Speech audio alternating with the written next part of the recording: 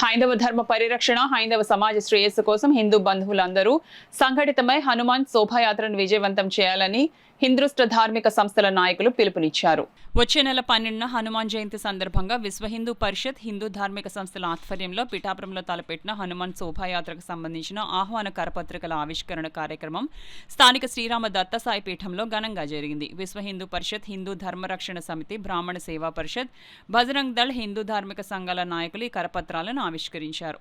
అనంతరం దత్తసాయి పీఠం నిర్వాహకులు, శోభాయాత్ర కమిటీ గౌరవాధ్యక్షులు వజ్రపు సత్యనారాయణ దత్త సిద్ధాంతి, విశ్వ హిందూ పరిషత్ ప్రఖండ అధ్యక్షుడు చెల్లుబోయిన నాగేశ్వరరావు, హిందూ ధర్మ రక్షణ సమితి చేదులూరి గవరయ్య, ఆర్ఎస్ఎస్ ప్రముఖ రామచంద్రరావు, బ్రాహ్మణ సేవా పరిషత్ అధ్యక్షుడు యనమండ్ర సూర్యనారాయణ మీడియాతో మాట్లాడారు. వైభవపేతంగా అన్ని సంస్థలు కూడా, హిందూ ధార్మిక సంస్థలు అందరూ కూడా కలిపి చేయడానికి ఏకగ్రీవంగా తీర్మానించడం జరిగింది.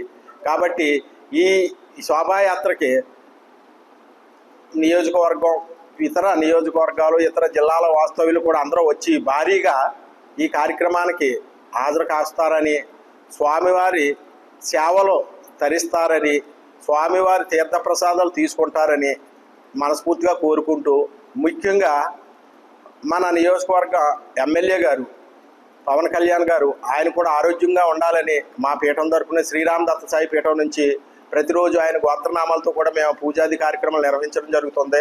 మే 12వ తేదీన జరగబోవు హనుమాన్ జయంతి సందర్భంగా శోభాయాత్ర పాదయాత్ర క్షేత్రం నుంచి ఉప్పాడ సెంటర్ మహావిగ్రహం, ఆంజనేయ స్వామి విగ్రహం వరకు ర్యాలీగా జరుగుతుంది.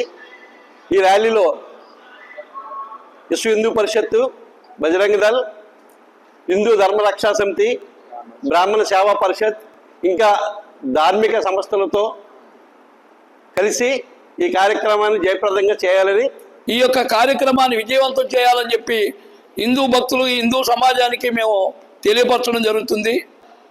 మూడు సంవత్సరాలు అక్కడ నిర్వహించడం జరిగింది పిఠాపురంలో.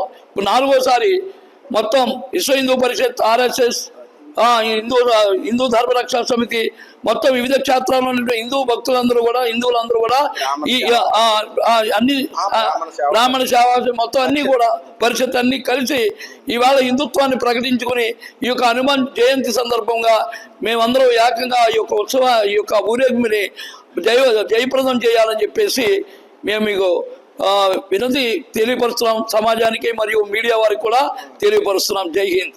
ఆ హిందూ సంఘటిత శక్తి కోసమే ఈ కార్యక్రమం మనం పెట్టుకున్నాం. కాబట్టి హిందువులందరూ ఈ కార్యక్రమంలో పాల్గొవాలి. ఇది నాకు తెలిసింది, తెలియలేదు అనేటువంటిది కాదు. ఇది పత్రికా రకంగా కూడా మేము అందరం కూడా ఆహ్వానిస్తున్నాం.